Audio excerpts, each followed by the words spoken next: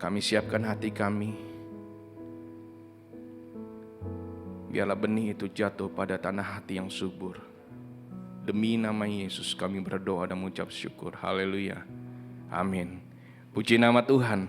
Silakan duduk Bapak Ibu. Bapak Ibu perhatikan deh. Biasanya kita dari kecil udah diajarin perubahan iklim di Indonesia itu berapa bulan sekali? 6 bulan sekali ya. Ada 2 musim kan, musim hujan dan musim kemarau. Itu biasanya 6 bulan sekali, kita diajarkan dari SD mungkin ya. Tapi saudara lihat deh. Sampai bulan September biasa yang ber itu musim hujan. Ya, tapi kita lihat masih panas aja ya. Nggak rata gitu. Artinya kondisi alam ini bisa berubah, ya kan? Makanya ada istilah global warming, ya. Permukaan air laut bisa naik, dikatakan mungkin di benua Antartika es mulai berguguran ya, mulai mencair, gunung es mulai mencair. Terus suhu udara juga yang boleh kita rasakan hari-hari ini sangat panas sekali ya. Ada istilahnya efek rumah kaca lah, ya. Karena ozonnya mulai menipis lah, ya. Semua bisa berubah, ya. Semuanya bisa berubah. Alam ini bisa berubah sesuai dengan waktunya. Tapi ada satu hal yang tidak pernah berubah. Apa saudara? Kuasa Tuhan gak pernah berubah buat saya dan saudara. Amin. Dia yang menerbitkan matahari. Kalau orang Indonesia dari timur, tenggelamnya di barat. Selalu terjadi demikian. Nggak mungkin, ya, kecuali waktu gerhana matahari atau gerhana bulan ya, bisa berubah. Tapi itu nggak setiap hari. Tapi kita bisa melihat bagaimana Tuhan mengatur segala sesuatunya, terbit dari timur, tenggelam di barat. Dan kuasa Tuhan gak pernah berubah, dahulu, sekarang, sampai selama-lamanya. Ya, 2000 tahun yang lalu, Kristus yang sanggup menyembuhkan, yang sanggup membangkitkan, bahkan yang sanggup untuk mengusir kuasa roh-roh jahat. Kita percaya kuasa Kristus itu sama hari ini. Amin. Dia yang sanggup menyembuhkan saya dan saudara. Dia juga yang sanggup melepaskan kita dari ikatan dosa. Dia yang sanggup juga yang membangkitkan. Kuasa yang gak pernah berubah. 2000 tahun yang lalu firman Tuhan mencatat dengan luar biasanya demonstrasi kuasa Kristus yang Yesus tampilkan. Dan hari-hari ini bahkan sampai nanti pun, bahkan anak cucu kita nanti, itu tetap masih mengalami hal yang sama. Kuasanya tidak pernah berubah. Kenapa? Bahwa kuasa Kristus tidak pernah berubah. Ada 2 catatan yang mau saya sampaikan pada pagi hari ini. Yang pertama, kita buka Ibrani 13 ayat 8.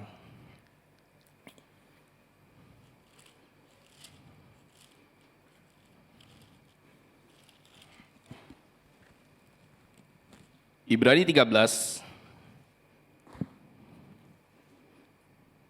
ayat yang ke-8. Yesus Kristus tetap sama, baik kemarin maupun hari ini dan sampai selama-lamanya. Yang setuju katakan amin.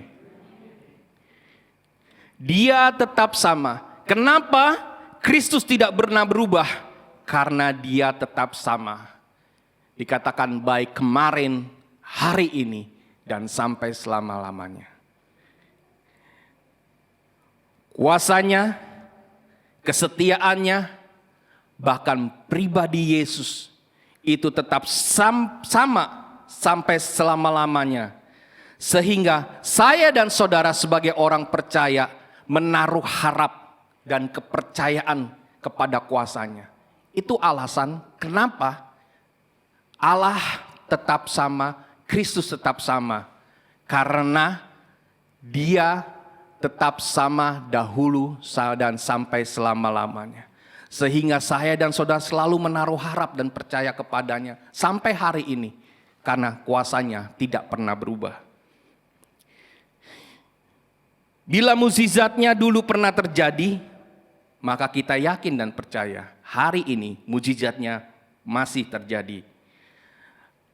Minggu ini ada sebuah cerita yang saya juga mau sampaikan, sharing kesaksiannya. Beberapa minggu ini, dalam minggu-minggu ini ya, rasanya capek banget bener. Ya. Saya kejadian, lupa hari apa ya, saya pernah cerita sama Angel.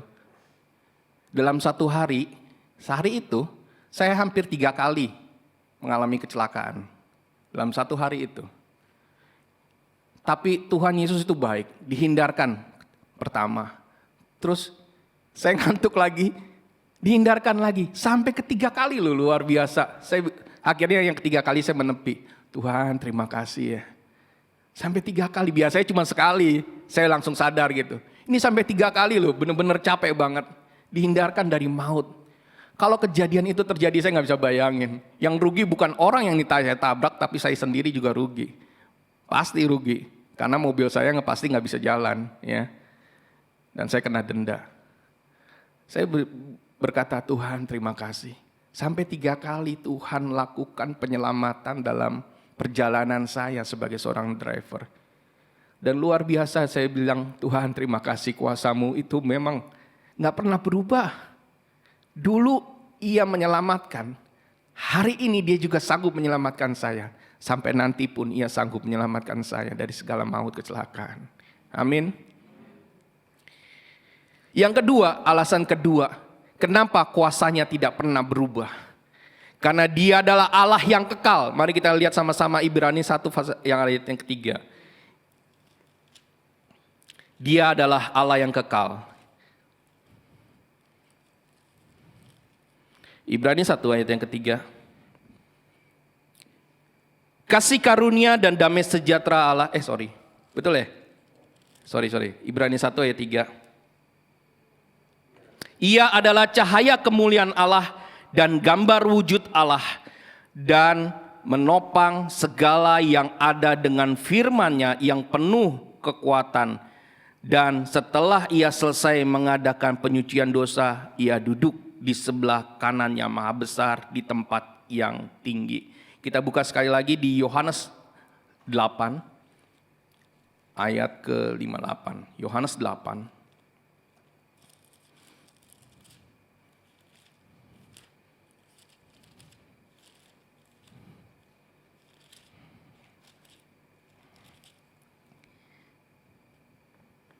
Yohanes 8 ayat yang ke-58.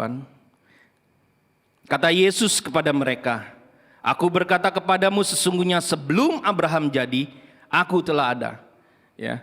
Tadi kita baca dari Ibrani bahwa setelah menyelesaikan segala sesuatunya, Ia duduk di sebelah kanan Allah. Dan Yohanes dibilang bahwa Yesus sesungguhnya sebelum Abraham jadi, aku telah ada. Dan ini menjadi pertentangan buat orang-orang Israel saat itu. Bagaimana mungkin umurmu aja belum 50 tahun, kok engkau sudah ada sebelum Abraham? Ya. Yesus adalah awal dan akhir. Bahkan Dia sudah ada sebelum dunia dijadikan. Bahkan Dia tetap ada ketika dunia ini pun berakhir. Amin. Dia yang awal dan yang akhir. Dia Alfa dan Omega. Dia kekal. Sebelum dunia dijadikan, Dia sudah ada, kata firman Tuhan. Bahkan kalau kita boleh berkata, kalau dunia ini pun berakhir, Dia tetap ada buat saya dan saudara. Karena Dia adalah Allah yang kekal. Itu tidak bisa mengubah hakikatnya. Kristus yang adalah Allah. Dia memiliki juga kuasa sebagai Allah yang kekal. Hal ini membuktikan kuasa yang terdapat dalam diri Kristus adalah kekal adanya. Kalau tadi kita bisa melihat bahwa kuasanya yang tidak berubah, yang dimiliki Kristus, kita nggak mungkin bisa memungkiri itu semua. karena memang dia adalah Allah. Tapi hari ini kuasa yang dia miliki bukan untuk miliknya dia pribadi, tapi diberikan buat saya dan saudara. Mari kita lihat Lukas 10 ayat 19. Kalau nanti kita bandingkan Markus 16 ayat 17-18 itu sama ya. Kita lihat aja Lukas 10 ayat 19.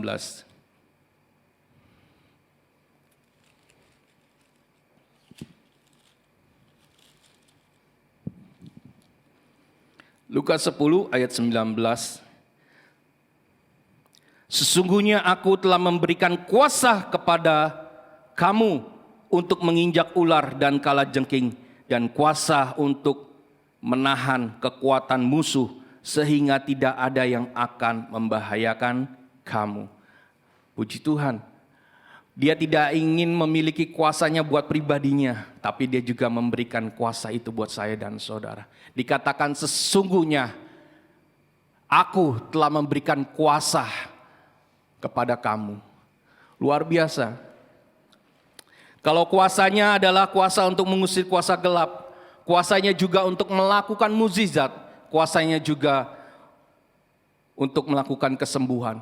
Semuanya ini adalah demonstrasi kuasa Tuhan yang Tuhan lakukan buat saya dan saudara, dan itu bisa kita lakukan juga.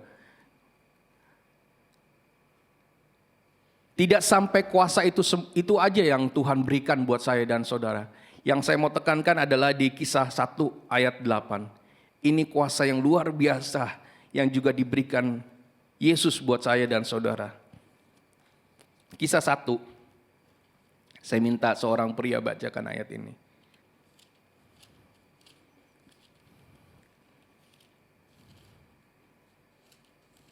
Ada?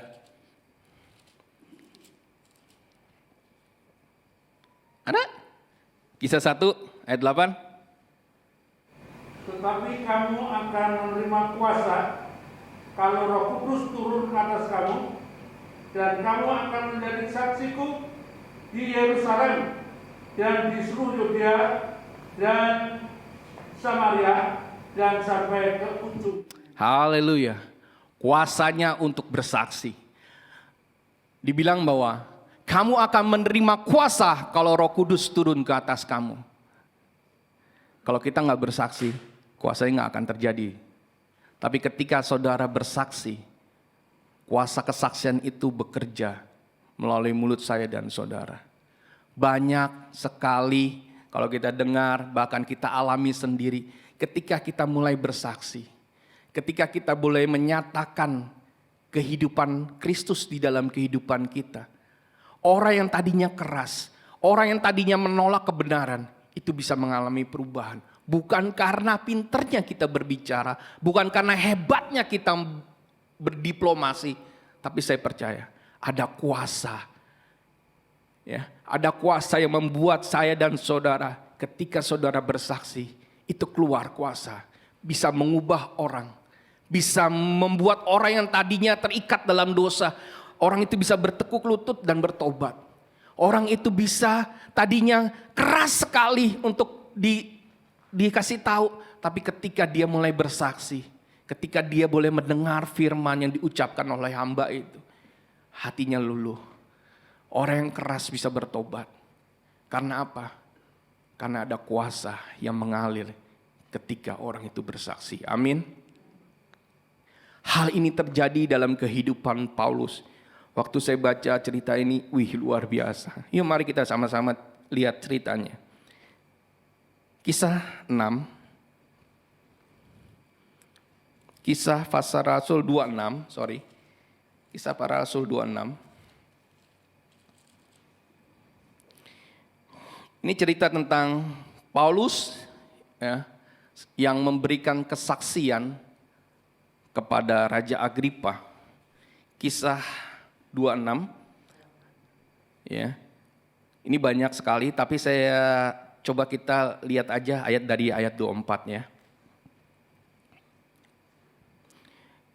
Saya bacain. Ajakan kepada Agripa untuk percaya. Sementara Paulus mengemukakan semuanya itu untuk mempertanggungjawabkan pekerjaannya. Berkatalah Festus dengan suara keras, "Engkau gila, Paulus. Ilmumu yang banyak itu membuat engkau gila." Tetapi Paulus menjawab, "Aku tidak gila, Festus yang mulia. Aku mengatakan kebenaran dengan pikiran yang sehat." Raja juga tahu tentang segala perkara ini. Sebab itu, aku berani berbicara terus terang kepadanya. Aku yakin bahwa tidak ada sesuatu pun dari semuanya ini yang belum didengarnya. Maksudnya yang didengar oleh Raja Agripa ya. Karena perkara ini tidak terjadi di tempat yang terpencil. Percayakah engkau, Raja Agripa, kepada para nabi? Ini maksudnya Paulus mau mengingatkan tentang apa yang dinubuatkan dalam perjanjian lama tentang kedatangan Mesias. Yang itu yang disaksikan Paulus, dan itu yang dialami Paulus, dan itu yang disaksikannya. Saya ulang ayat 27. Percayakah engkau, Raja Agripa, kepada para nabi? Aku tahu bahwa engkau percaya kepada mereka. Jawab Agripa, hampir saja keyakinan aku menjadi orang, hampir saja kau yakinkan aku menjadi orang Kristen. Kata Paulus, aku mau berdoa kepada Allah supaya segera atau lama-kelamaan bukan hanya engkau saja tetapi semua orang lain yang hadir di sini dan yang mendengar perkataanku menjadi sama seperti aku kecuali belenggu-belenggu ini. Lalu bangkitlah raja dan wali negeri serta Bernike dan semua orang yang duduk bersama-sama mereka. Sementara mereka keluar, mereka berkata seorang kepada yang lain, orang itu tidak melakukan sesuatu yang setimpal dengan hukuman mati atau hukuman penjara. Kata Agripa kepada Festus, orang itu sebenarnya sudah dapat dibebaskan sekiranya ia tidak naik banding kepada Kaisar. Kalau saudara baca cerita sebelumnya ini luar biasa. Naik banding sampai akhirnya Paulus ya, di hadapan pada mahkamah tertinggi. Di hadapan Raja Agripa dia bersaksi. Saya percaya semuanya ada rencana Tuhan. Sehingga dia harus naik banding, sehingga orang pembesar harus dengar kesaksian perjalanan kehidupan Paulus. Bagaimana ia berjumpa dengan Mesias. Tadinya dia juga adalah orang pembenci orang-orang Kristen. Dia tadinya orang-orang yang menyetujui kematian dan penangkapan orang-orang Kristen.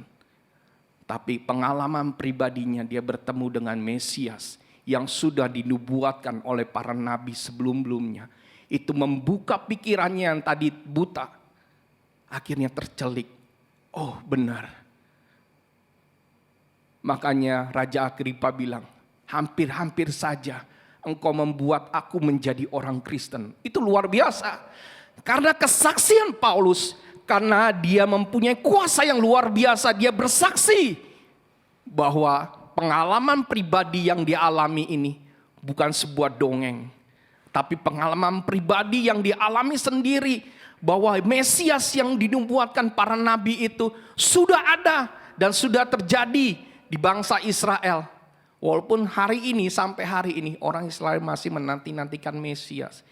Pikiran mereka Mesias yang hadir adalah pembebas untuk bangsa Romawi yang sedang menjajah bangsa Israel. Tapi luar biasa rencana Tuhan. Dia adalah Mesias yang membebaskan dosa umat manusia.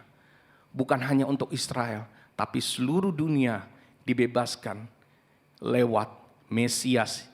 Kematiannya di kayu salib, itulah tonggak sejarah.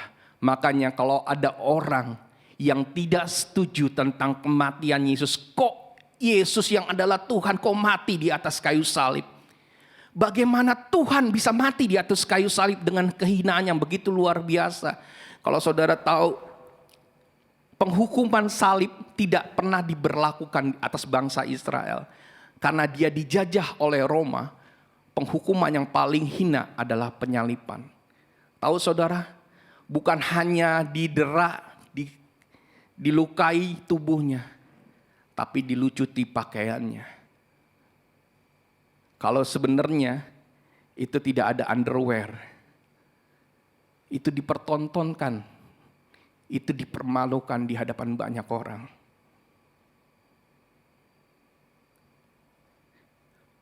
Begitu luar biasanya kematiannya.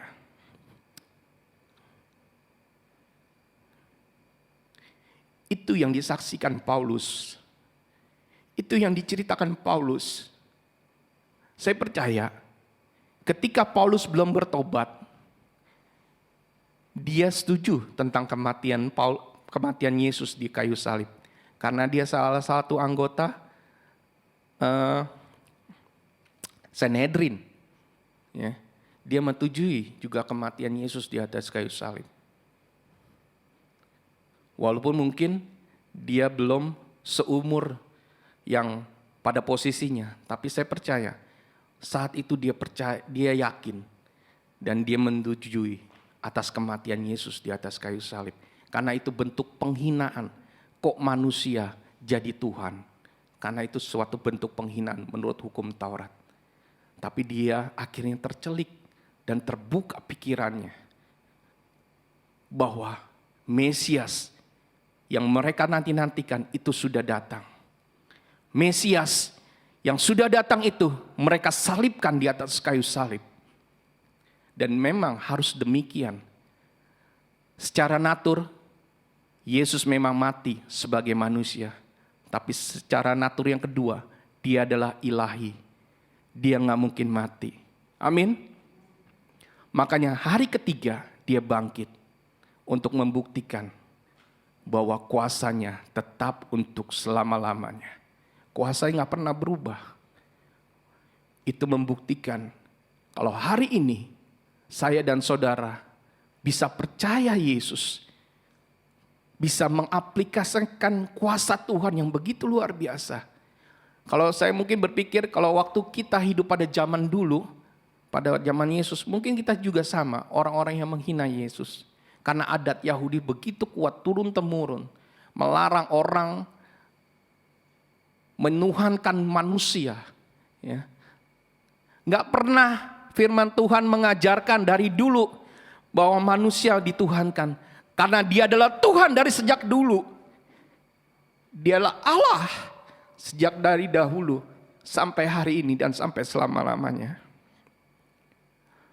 Maka kesaksian Paulus itu membuat Agripa, seorang raja yang bisa terbuka pikirannya.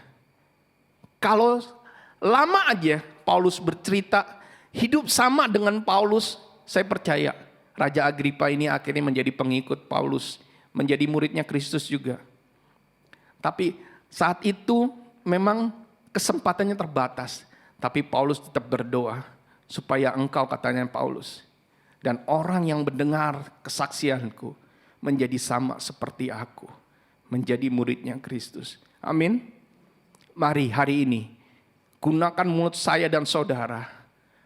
Itu ada kuasa untuk kita bersaksi. Ada kuasa yang keluar dari mulut saudara. Bukan penghakiman, bukan pengutukan, bukan pengkritikan kepada orang lain. Tapi biarlah mulut kita digunakan untuk membangun, untuk memberikan kekuatan, untuk bersaksi. Karena itu ada kuasa di dalam mulut saya dan saudara. Puji nama Tuhan atas firman Tuhan di pagi hari ini.